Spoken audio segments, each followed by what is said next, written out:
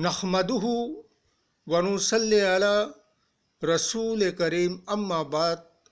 पश्चिम बंगला का पीर फुरफुरा दरबार शरीफ मुजद्दिदिया जबान फिर अबू बकर सिद्दीक रहमतुल्लाह अलैहि का संगठन ऑल इंडिया मुजद्दिदिया मिशन सर्वधर्मों सम्मेलन कमेटी के सदस्यों हैं हम।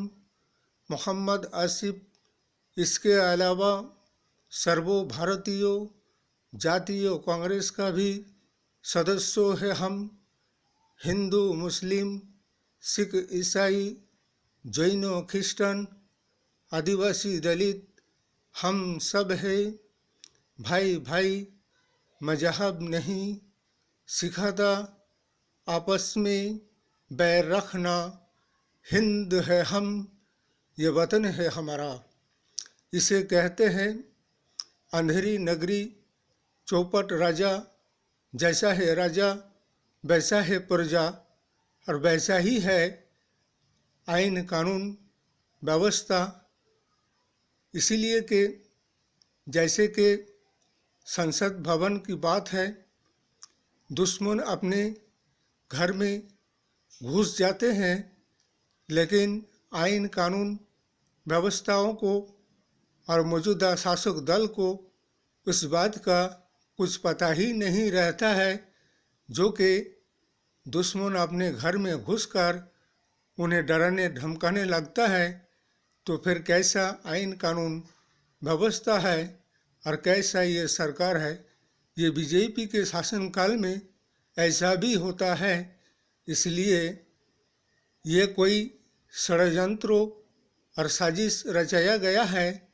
इसलिए कि संसद भवन में ऐसा कुछ हुड़दंग मचाकर और ऐसे कुछ गुंडा बदमाश और आतंकवादी आकर जिससे कि संसद में घुसकर संसद की कार्रवाई को बाधा डालने में आगे काम में बाधा डाले और फिर संसद का कार्रवाई स्थगित हो जाए। इसी तरह से षड्यंत्रकारियों का पता लगना चाहिए कि ऐसे करने पर और इस कदर षड्यंत्र रचने पर ज़रूर किसी न किसी का हाथ है। व इनको ऐसा आस्कड़ा कैसे मिला जो कि संसद में घुसकर ऐसा हमला करने की कोशिश किया गया।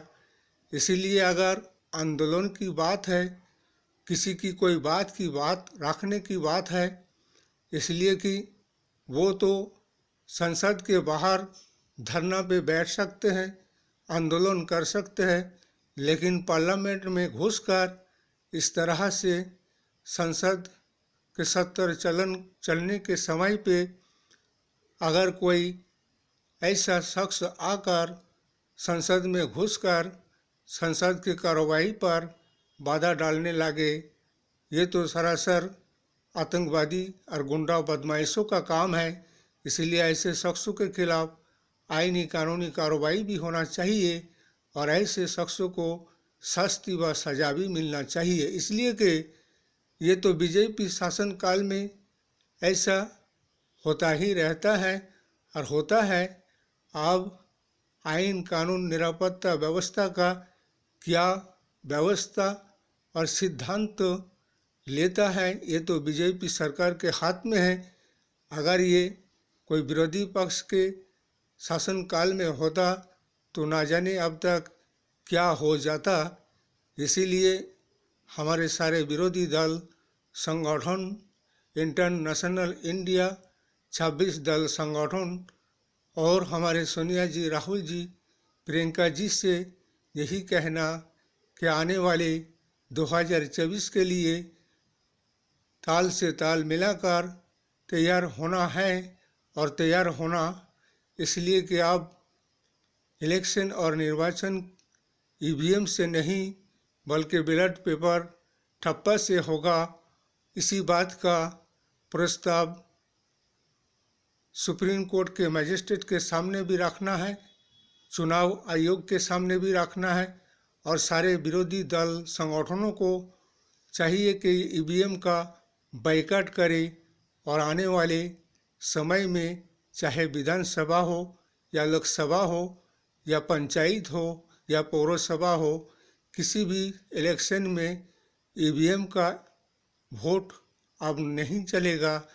इसलिए कि बैलेट पेपर ठप्पा में वोट होगा और वोट किया जाएगा। इसका बाइकाट 2024 के लिए होगा और आने वाले समय के लिए भी ईवीएम हटाओ और लोकतंत्र बचाओ। इसलिए ऐसे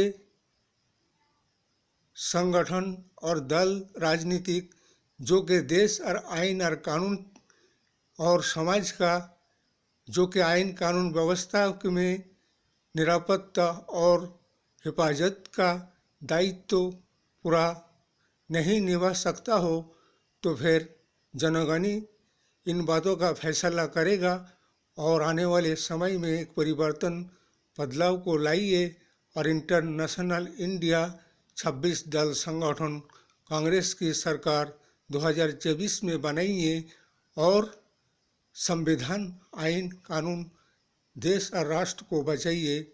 इस वीडियो को ज़्यादा से ज़्यादा लाइक दीजिएगा, शेयर कीजिएगा, सब्सक्राइब कीजिएगा। जय हिंद, जय भारत, मोहम्मद।